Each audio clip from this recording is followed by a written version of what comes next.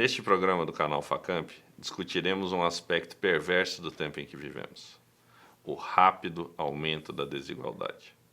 Uma importante organização internacional que combate a pobreza, a Oxford Committee for Family Relief, a Oxfam, informa que metade de toda a renda do mundo pertence a 1% da população.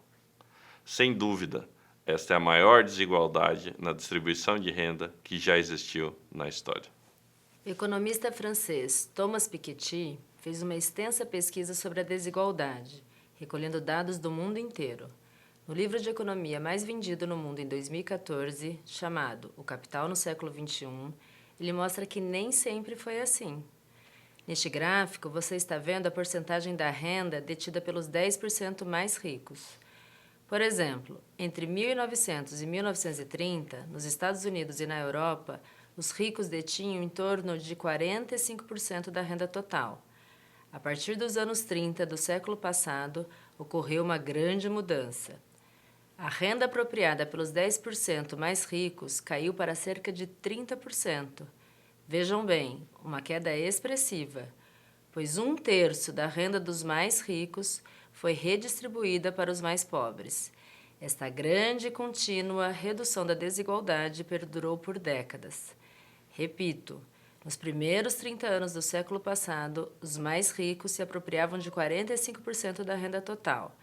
Depois dos anos 30, tiveram esta apropriação reduzida para 30%. A situação, porém, começou a mudar nos anos 70. A concentração de renda voltou a crescer sistematicamente no mundo. Isso é muito grave.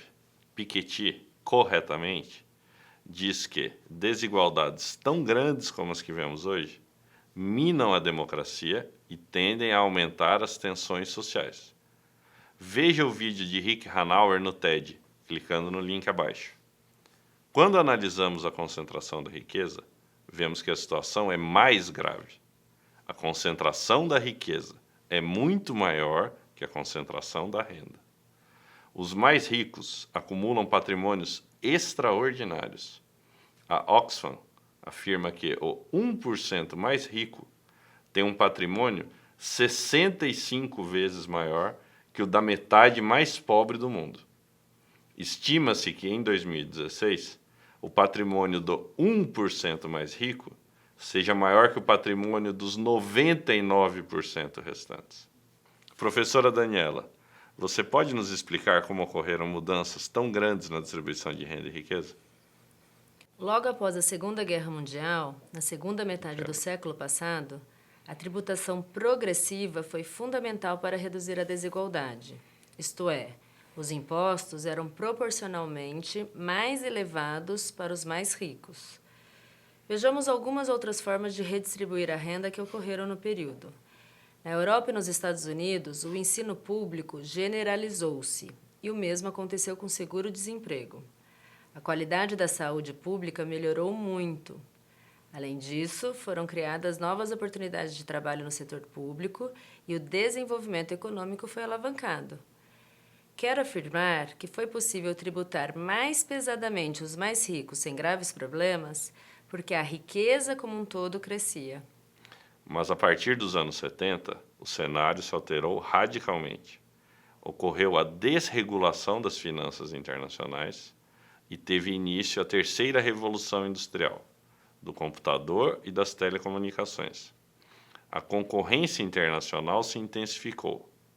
As empresas se reorganizaram, reduziram suas estruturas de emprego e transferiram parte importante de suas atividades para países onde a mão de obra era mais barata e os impostos eram menores. Sobre este assunto, é importante ver o vídeo do canal Facamp chamado Automação e Transformação das Estruturas Organizacionais.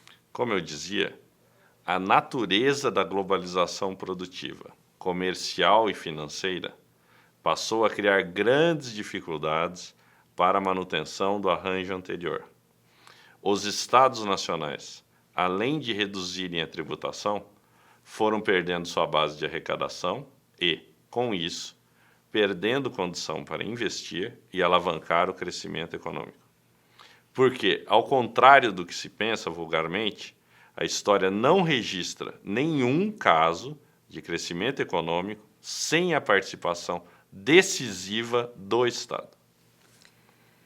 Bom, Davi, assim fica claro como foi possível a desigualdade ter voltado a crescer tão rapidamente.